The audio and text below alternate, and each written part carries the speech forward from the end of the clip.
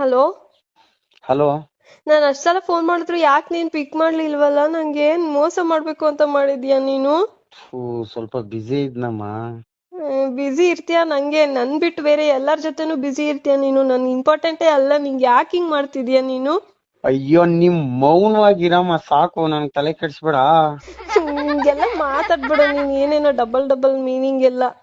ನಂಗೆ ನನ್ ಗೊತ್ತು ನೀನು ಏನ್ ಬೇರೆ ಮಾತಾಡ್ತಾ ಯಾವಳ ಇದೀಯ? ಜೊತೆ ಓಡಾಡ್ತಿದ್ಯಾ ಅಂತ ನಿನ್ ಫ್ರೆಂಡ್ಸ್ ಎಲ್ಲ ಹೇಳ್ತಿದ್ರು. ನಾನ್ ನೋಡಿದೀನಿ ನನ್ ಕಣ್ಣಾರೆ.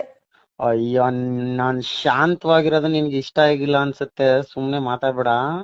ಸರಿ, ಯಾರು ಅವಳು? ಅವತ್ತು ಅದ್ಯಾವ್ದೋ ಹುಡ್ಗಿ ಜೊತೆ ಓಡಾಡ್ತಿದ್ದಲ್ಲ, ನಾನ್ ನೋಡಿದೀನಿ, ನನ್ ಕಣ್ಣಾರೆ ನೋಡಿದೀನಿ. ನೀನ್ ಅವಳ ಜೊತೆ ಏನೋ ಐತೆ, ಅದಕ್ಕೆ ಹಿಂಗೆಲ್ಲ ಆಡ್ತಿರೋದ್ ನೀನು.